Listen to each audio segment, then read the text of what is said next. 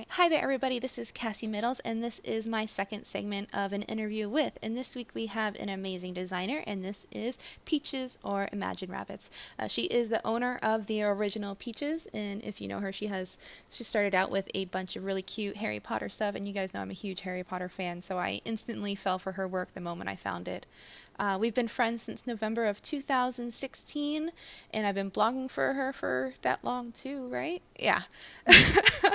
And she has just grown like out of nowhere. Like her stuff is so amazing that she's already out there. She's in Epiphany, she's in these amazing events. So I figured we could talk today and you guys could get to know her. So hi there. Hi, you're so sweet. So is Peaches okay? Is that what you want to be called? Yeah, that's fine. All Mhm. right. I'll make sure to include in the description below all your links, social media. So if people want to reach out and be your friend or follow you, they can do that. So Awesome. what got you into building? Um, I guess it's kind of a long story. But I'll try to keep it short. I'm really good at long stories. Um, so basically, long story short, I had a friend who was a creator, and I always complained because actually I saw like there was a lot of like girl stuff at a ton of events, and like I had a lot of friends that were always like complaining about the fact that there wasn't guy stuff, and so I was like, oh, I should just learn how to mesh so I can make guy stuff, which obviously hasn't happened yet.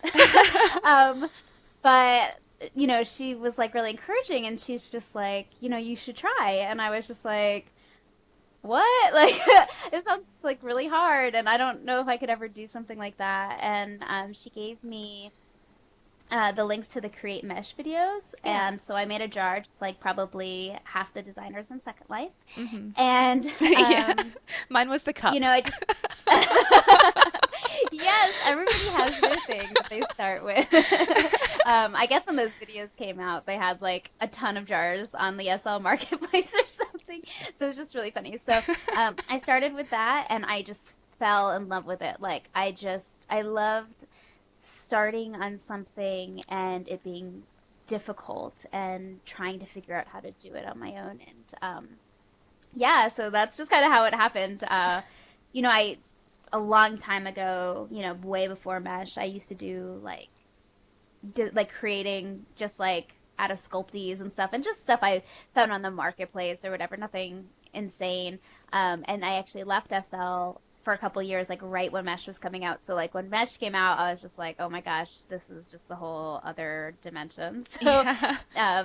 it was never really something that I had ever envisioned I would do, but really Sculpties are glad that I so do hard. it.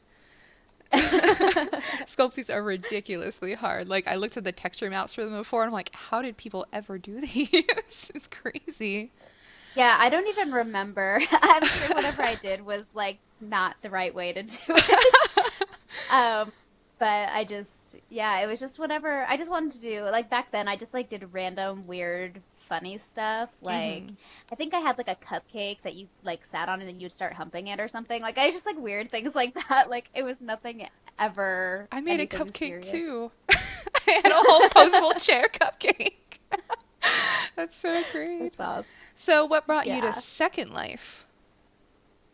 So it's actually really interesting, because you hear a lot of stories about people who were on like The Sims Online, or I think you Hmm. said once that you did The Sims 3. Yes. Um, I still do. and so my thing was actually, so back in 2008, I was a senior in college, and I was online, and it was right at the really beginning of like the social media thing. I mean, obviously Facebook had been around for a while, and MySpace, longer than that and whatever. Hmm. But people were really starting to get into doing videos and stuff, and especially if there had to do with like videos that were in memory of someone, or videos that like about whatever. And so there was this one video that I don't even remember how I found it. And it was this guy, and he was talking about his fiance and how she was missing. And he said, the police haven't really helped us. And, so I'm just kind of reaching out to the internet because I don't really know what else to do. Mm-hmm. And I was like, oh my God, this is terrible. And like you see like some of this footage from like some camera that she had. Well, it turns out this was a game, and they called it an alternate reality game, and it was a test by this horror, like this indie horror director or whatever, Mm-hmm. and he used like clips from like his videos and stuff like that, and he like so you I found out it was this game, and like it was like a big group of us that kind of dwindled down into like a small core group of us Mm-hmm. over like several weeks, and it was in real time, and they would release these videos, and they would have like these things that you had to decode and stuff like that, but you didn't necessarily know what you had to decode, and you'd kind of have to figure it out and work together to like figure out what the clues in the video where they led you. Mm-hmm. And I became like obsessed with this video and or like with this game. And when it ended, I was like, super sad. Oh, Like that sad at the end of like when Harry Potter was done and when the oh, of books were done, course. and you're like, oh my gosh, Yeah. this is over. Like, what am I gonna do now? That kind of a thing. And I was just looking for something to do, and I loved the interaction with people, and I kept like searching for like something like that, and Second Life kept coming up, but I couldn't figure out the game, so it took me a little while to get into it.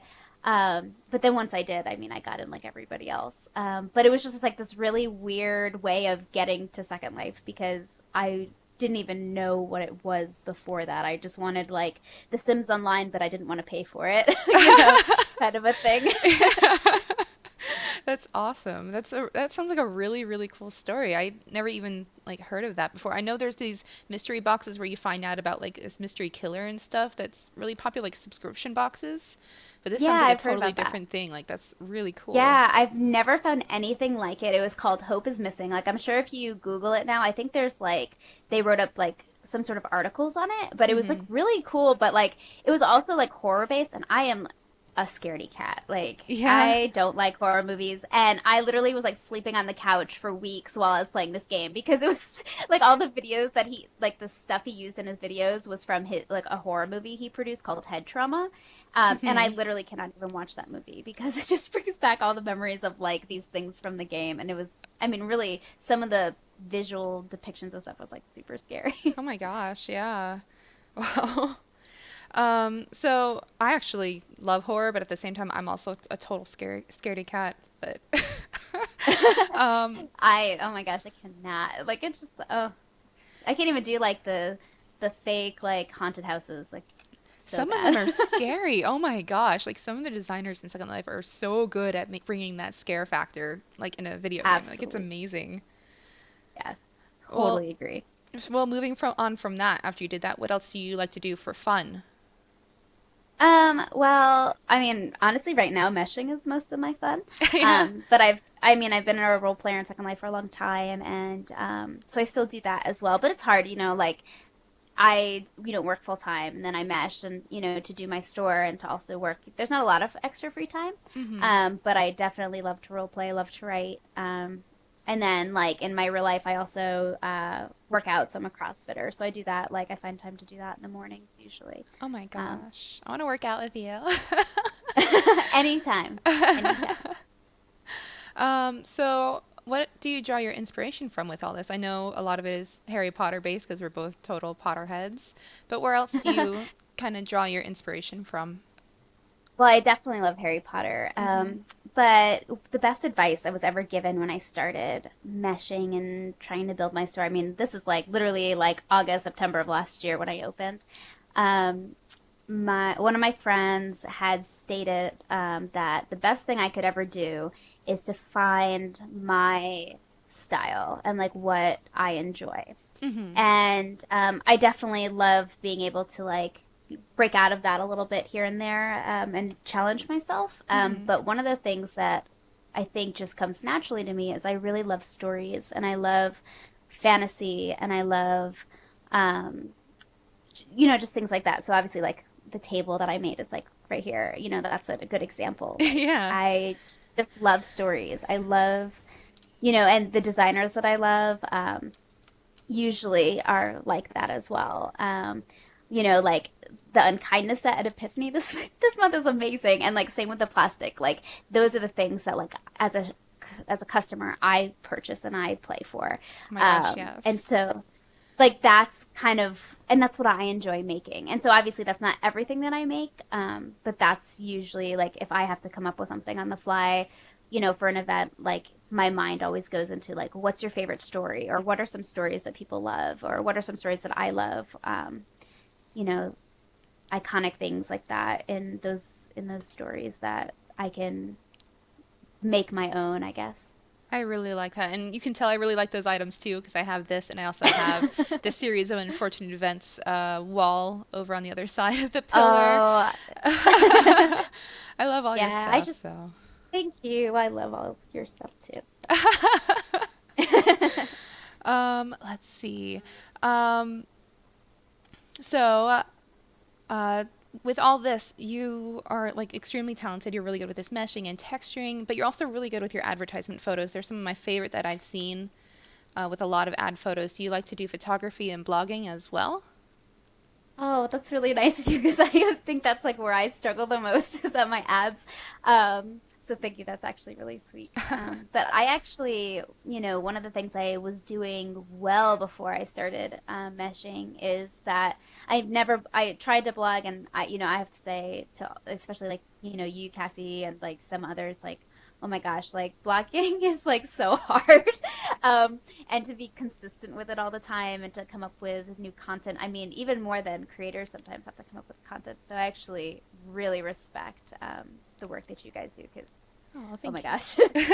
um, so no, I've never really been a blogger for that reason. It is so much work, and I think you really have to love what you do to do it and do it well. But I love SL photography, and Yeah. I think I have always really loved landscape photography the most, which Hmm. makes sense with me doing decor and stuff like that. So I started with that, but I've never been like huge and like I've never been like a big name or anything like that in the Well, art I'm not community. really either, so it's okay. Well, what is your favorite item that you've made out of everything that you've made Um, so far? that is a hard question. And I don't know if other creators are like this, but I could tell you the items that are my least favorite, which I won't do. Yeah. Um, but for me, my favorite items are usually the items that have challenged me the most. Hmm. Um, and so usually if I have whatever my last item was, it's for the most part has if it was a challenging item, like that's my favorite item. So like probably right now it's probably my table that you have here.